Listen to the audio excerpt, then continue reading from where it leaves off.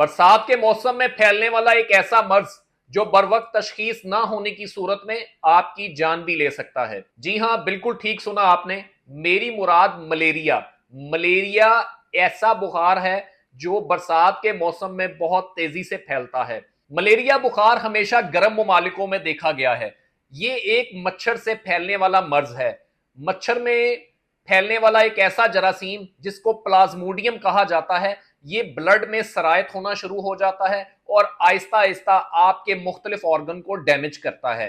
जब ये ब्लड में इसके जरासीम शामिल होते हैं तो ये मैरोजाइट किस्म के जरासीम आपके जिगर को अटैक करते हैं और जिगर से आपके जिस्म में तमाम बॉडी के पार्ट्स को ब्लड जाना शुरू हो जाता है, जिस बिना पे ये जरासीम तेजी से फैलता है। हमारी बॉडी में मौजूद पैरासाइट इस जरासीम को कैच करते हैं और ब्लड की फ्लो की वजह से मुख्तलिफ किस्म के ऑर्गन्स में ये पहुंचना शुरू हो जाते हैं, जिस बिना पे सबसे बेसिक अलामात आपके जिस्म में दर्द रहना, सर में दर्द रहना, जिस्म में थकावट, बेचैनी, तलखी महसूस करना, बुखार का होना, कै का होना, मतली का होना, शिवलिंग का होना, सर्दी का लगना और उसके साथ साथ 104 फ़ारेनहाइट तक आपका बॉडी का टेम्परेचर चला जाना, ये एक बहुत बड़े खतरे की अलामत समझी जाती है। उसके साथ साथ एक अहम अलामत आपका जिस्म और रंगत पेल हो जाना, आपके जिस्म में हल्की सी खारिश भी होना, ये इसकी एक अहम अलामत है। ज्यादा शिद्दत की सूरत में आपके लिवर की प्रोफाइल को डैमेज करते हुए फैटी लिवर का हो जाना और उसके साथ साथ आपका वो यरकान में तब्दील हो जाना। याद रखिएगा, इसकी तशखीस बर वक्त जरूरी है। इसकी तशखीस में सबसे अहम टेस्ट जो कि सबसे इनिशियल स्टेज में करवाना चाहिए। जब भी आपको कभी ऐसी अलामात का सामना पेश आए, आपने फौरन अपने करीबी मौलिज के पास जरूर जाना है और बर वक्त टेस्ट करवाना है, जिसमें सबसे पहले आपका जो टेस्ट है वो आपका एमपी स्लाइड टेस्ट होता है, जिसमें दो तरह के होते हैं, एक थिन स्लाइड और दूसरा थिक स्लाइड।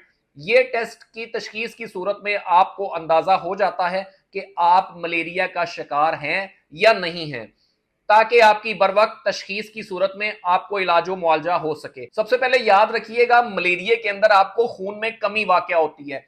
आपको वो फ्रूट खाने होंगे, वो फल खाने होंगे जिनमें पानी का इंटेक ज्यादा होता है, उन फलों का इस्तेमाल ज्यादा बेहतर है। बरसात के मौसम में आपके पास मीठे आते हैं, मीठे चूसना बहुत ज्यादा मुफीद है आपके मलेरिया बुखार के लिए।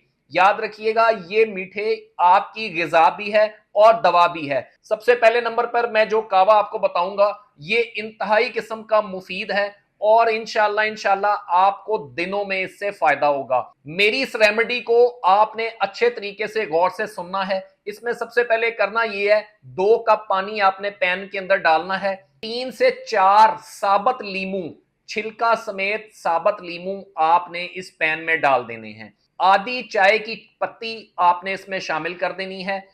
2 चम्मच सौंफ के इसमें आपने शामिल कर देने हैं। 3 से 4 टहनियां पत्तों समेत पुदीने की इसमें आपने शामिल कर देनी है और 1 चम्मच गुड़ का इसमें आपने शामिल कर देना है।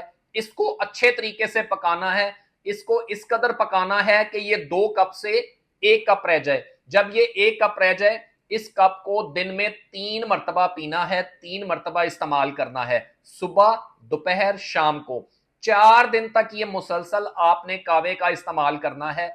इंशाल्लाह आपका बुखार भी उतरेगा, तमाम किस्म के मलेरिया के जरासीम आपके जिस्म से निकल जाएंगे और उसके साथ साथ आप अपने आप को लागर कमजोर नहीं महसूस करेंगे और किसी भी किस्म की इस कावे से कोई आपको एलर्जी नहीं होगी।